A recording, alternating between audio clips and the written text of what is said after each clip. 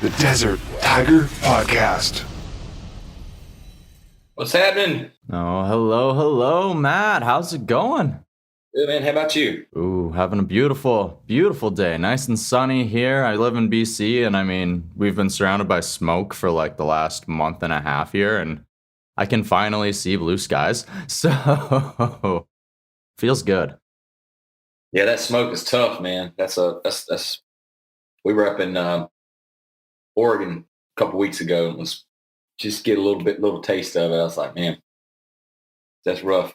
Yeah, it's definitely not too fun, so I'm glad you didn't have to deal with it for too long.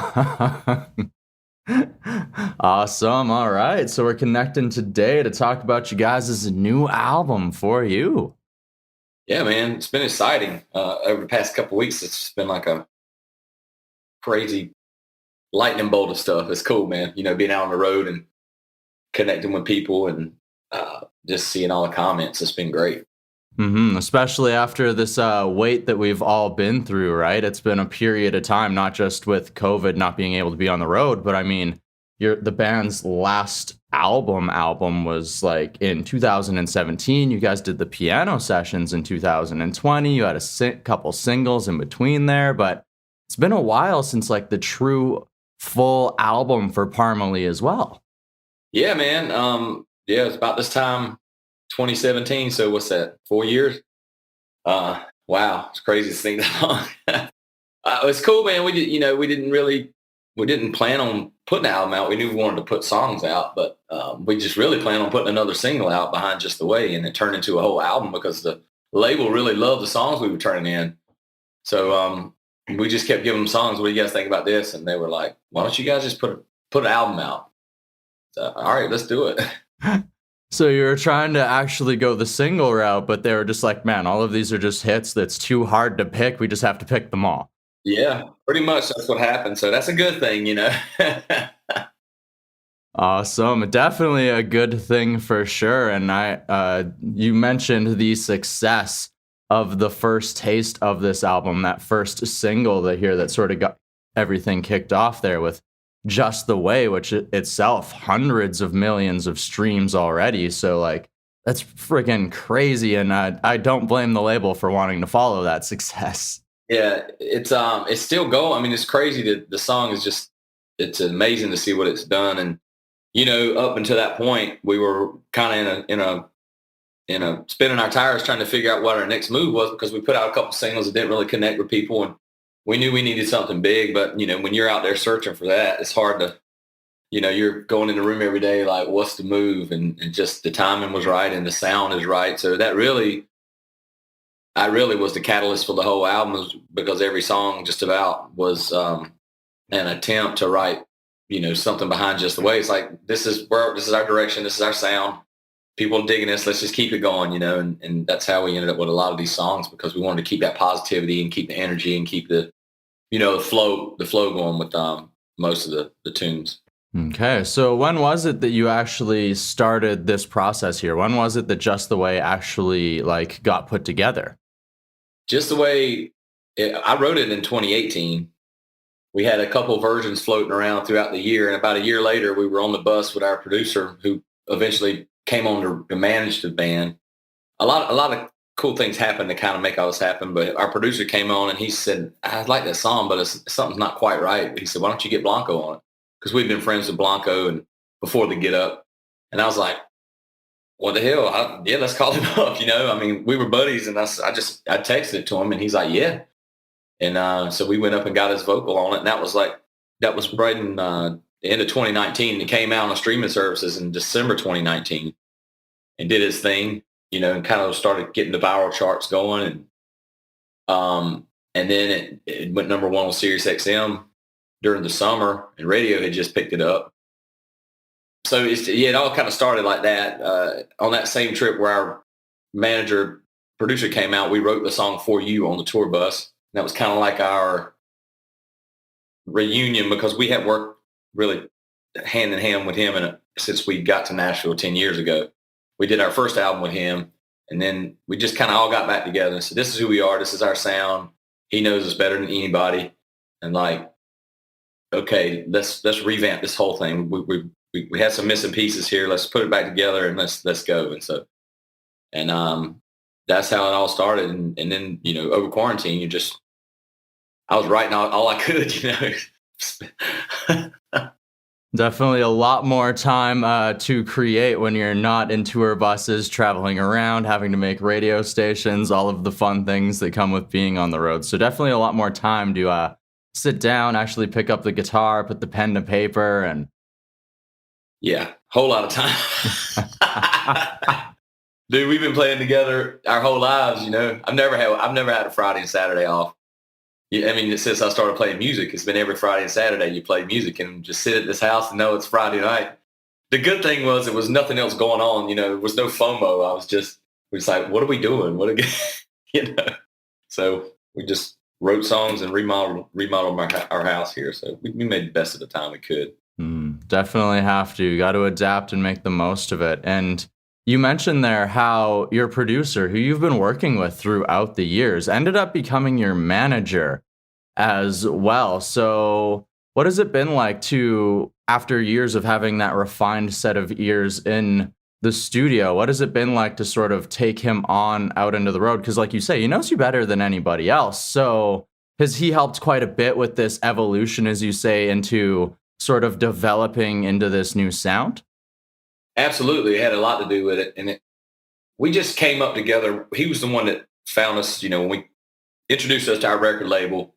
And so we've kind of he's almost like a fifth part of the band as far as like, he has the passion. He knows what we can do. He knows we had hits, and, you know, he's like sewing it back together with, you know, production sounds. Like when we write songs, he wrote a lot of songs with us. It was just very matter of fact, like, okay, this is what we're after.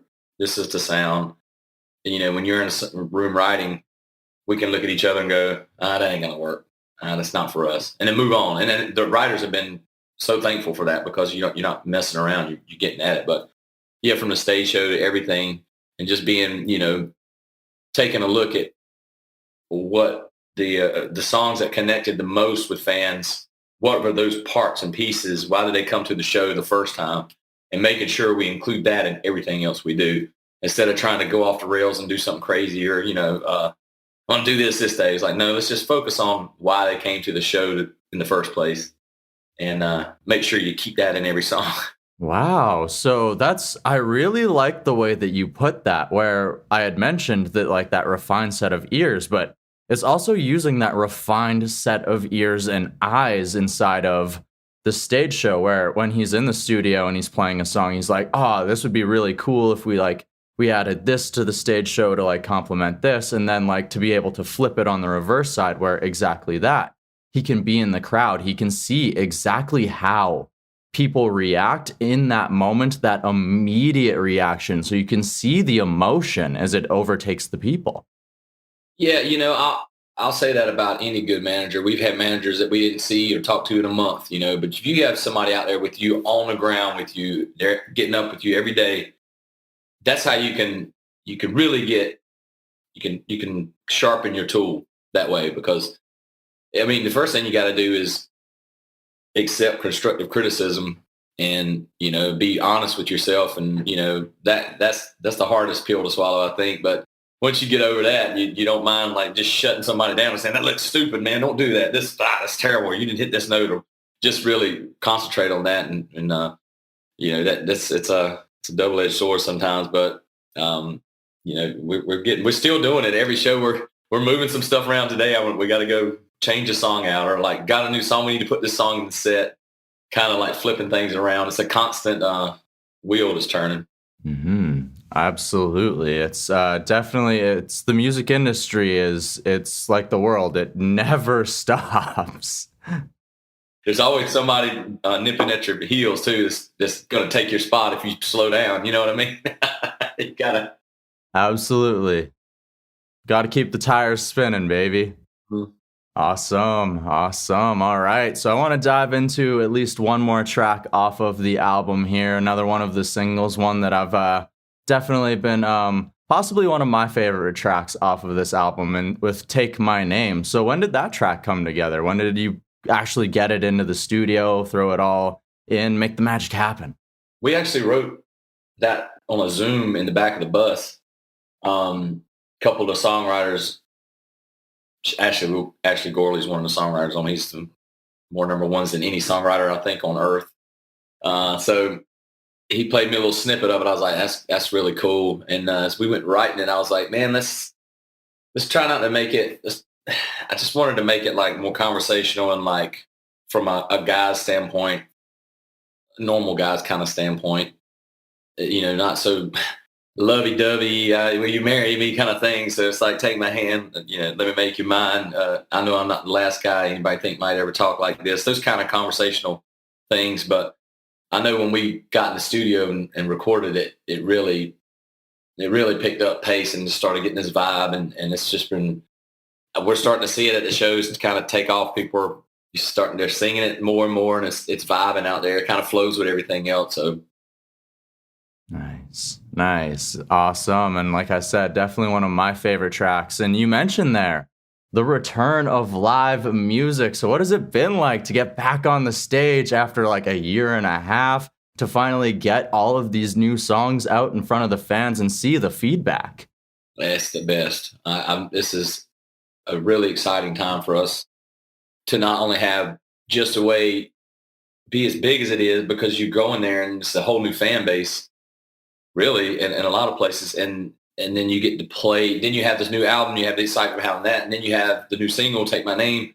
And it's all these things that are, the people at the shows are just, the energy is so elevated. It's crazy, man. You have to be there. And I look at all these clips of people at shows, and there's just thousands of people just throwing down, man. It's good stuff.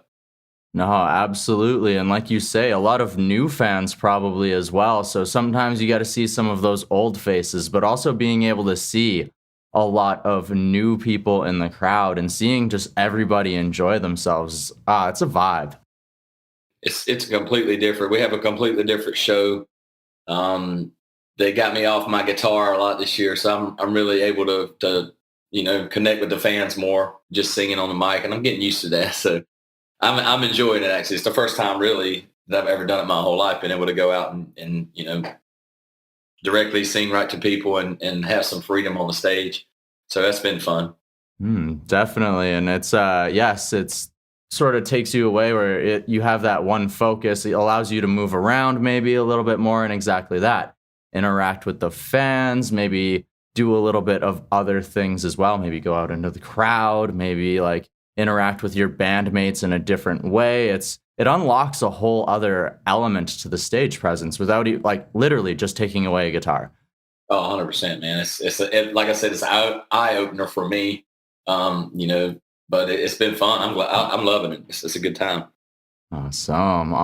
Another good time has been the visualizers that you guys put together for this album for a lot of these tracks. So it's not just one or a few, but there's been you've been releasing them consistently. So what was it like to put all of those together? Was there a set period of time where you threw them all together really quickly? Were you putting them together in pieces? How did that all come together?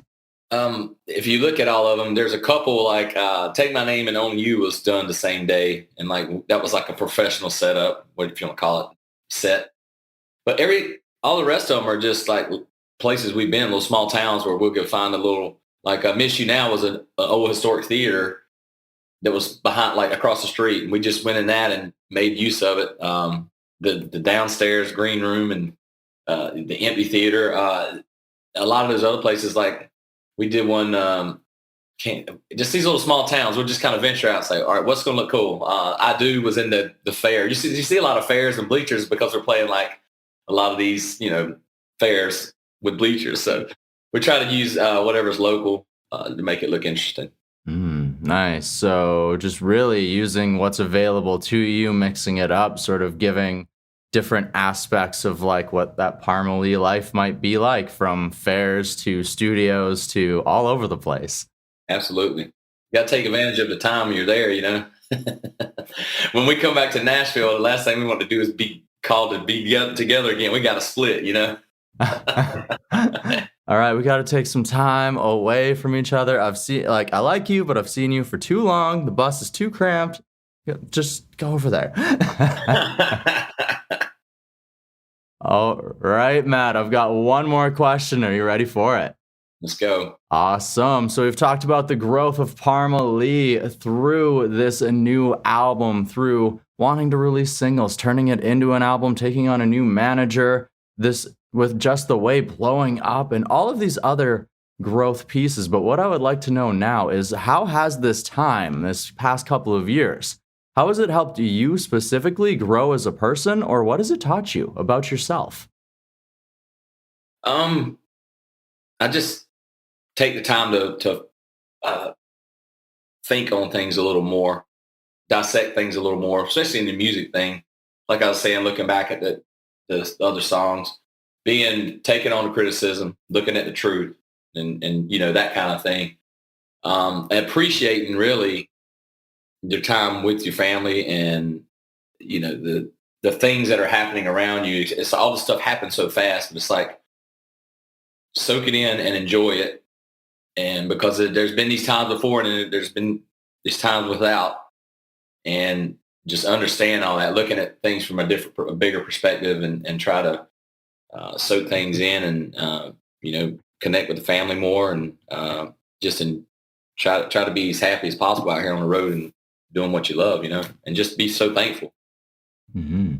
Absolutely. You definitely got to take that time to smell the roses, especially inside of this industry where, like we said, everything moves so fast. Yeah. I always quote Quincy Jones. He said, in the music business, he said, the peaks are going to take care of themselves. It's the valleys you got to learn to get through. So, and I find that true. We've been through all of them. It's like that. But I'm trying to just find a good steady pace and be happy with it. We're just having such a good time out here right now. I'm so excited to have this album out, man. It's great. All right. Well, it sounds like you are definitely taking the time to smell the roses with this new album. So thank you, Matt, for joining me here on the Desert Tiger Podcast. Thank you, man. Hope to see you soon.